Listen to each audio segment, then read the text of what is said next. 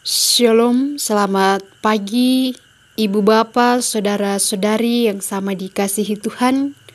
Memulai segala aktivitas kita pada pagi hari ini, dari Bukit Sion saya mengajak kita untuk memulainya dalam persekutuan dengan Tuhan.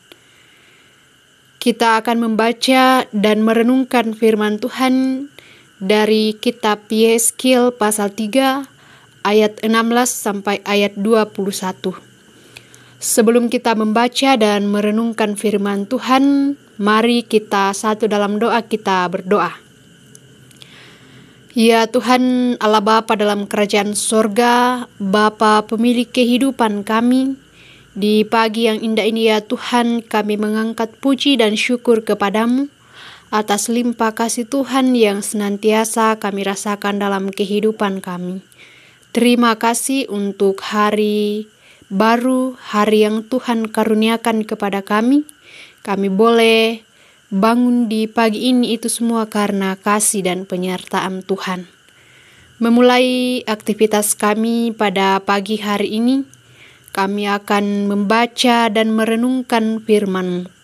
Berkati kami, kuasai hati dan pikiran kami dengan kuasa Roh Kudus-Mu, agar kami dapat mengerti dan memahami firman-Mu ini dengan baik, kami lakukan dalam kehidupan kami.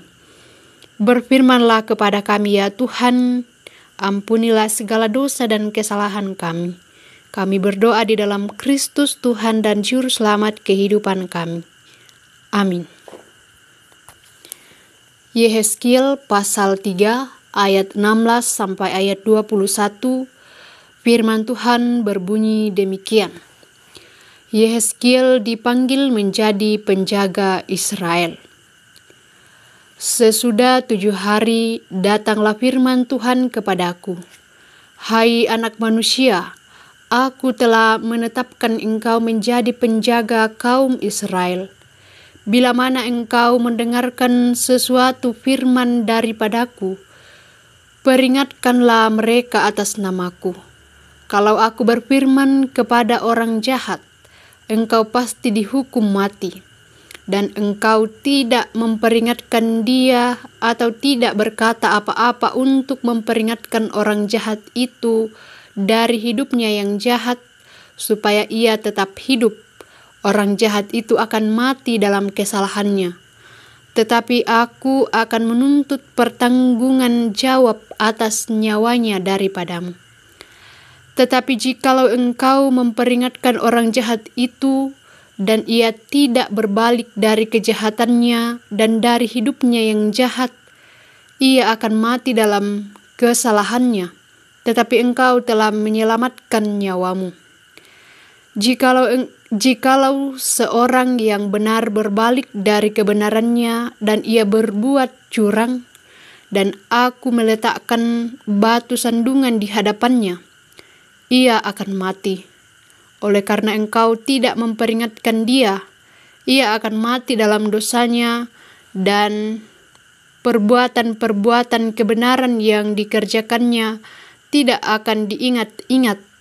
Tetapi aku akan menuntut pertanggungan jawab atas nyawanya daripadamu. Tetapi jikalau engkau memperingatkan orang yang benar itu, supaya ia jangan berbuat dosa, dan memang tidak berbuat dosa, ia akan tetap hidup, sebab ia mau menerima peringatan, dan engkau telah menyelamatkan nyawamu. Demikian firman Tuhan. Amin. Dari pembacaan kita pada pagi hari ini diberikan satu tema, yaitu tanggung jawab orang percaya. Tanggung jawab orang percaya. Ibu Bapa, Saudara-saudari yang sama dikasihi Tuhan, dalam kitab Yehezkiel bacaan kita pada pagi hari ini, Tuhan memanggil Nabi Yehezkiel untuk menjadi penjaga bagi bangsa Israel, bertanggung jawab.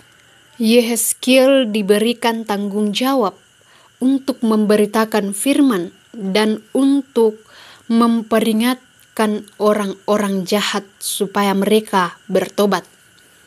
Nah, jika Yehezkiel tidak memperingatkan orang jahat, darah mereka akan dituntut darinya. Dicatat dalam ayat 18 sampai ayat 19. Namun jika ia setia memberitakan firman Tuhan, ia telah memenuhi tugasnya, meskipun orang itu memilih untuk tidak mendengarkan. Nah, pesan ini mengingatkan kita bahwa setiap orang percaya memiliki tanggung jawab terhadap keselamatan sesamanya. Sebagai orang Kristen, orang yang percaya, kita dipanggil tidak hanya untuk menjaga iman kita sendiri, kita tidak dipanggil untuk menerima keselamatan itu sendiri, tetapi kita juga dipanggil untuk peduli terhadap orang lain, untuk membawa orang lain pada keselamatan. Kita harus berani mengingatkan mereka yang tersesat tentang kasih dan kebenaran Tuhan. Namun, kita juga tidak bisa memaksakan kehendak mereka, karena setiap orang memiliki kebebasan untuk mendengar atau menolak apa yang kita sampaikan. Yang penting adalah kesetiaan kita dalam menyampaikan kebenaran, bukan hasil akhirnya.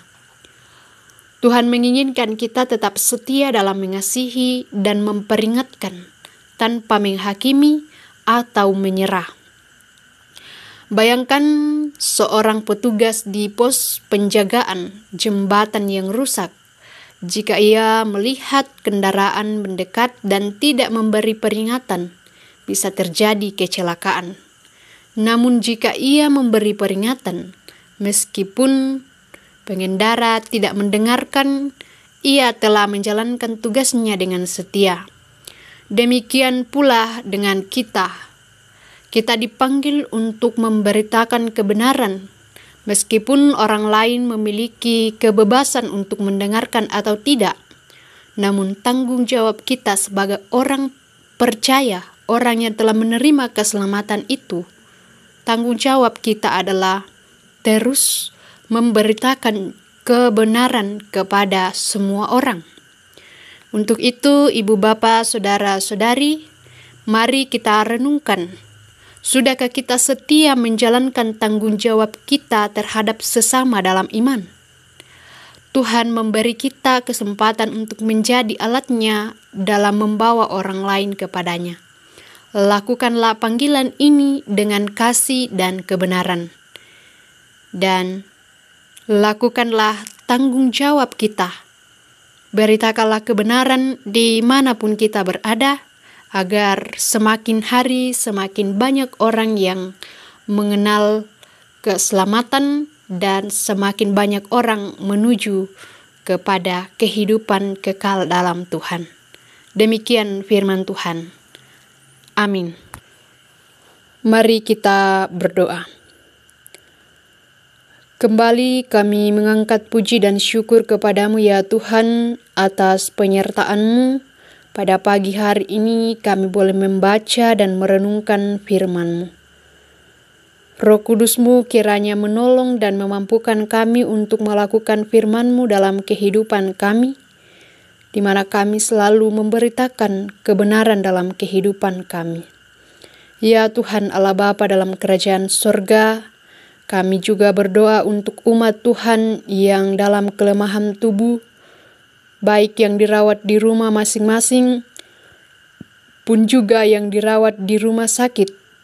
Tuhan hadir bersama-sama dengan mereka, memberkati makanan obat-obatan yang dikonsumsi, bahkan memberkati bagian tubuh yang sakit, sehingga mereka disembuhkan dari penyakit yang mereka derita, dan merasakan damai sejahtera dan sukacita oleh karena penyertaan Tuhan. Ya Tuhan Allah Bapa dalam kerajaan sorga, kami juga berdoa untuk umat Tuhan yang pada saat ini dalam kelemahan tubuh, dan kami juga berdoa untuk orang tua kekasih-kekasih kami yang dalam masa-masa indah, masa yang Tuhan karuniakan kepada mereka.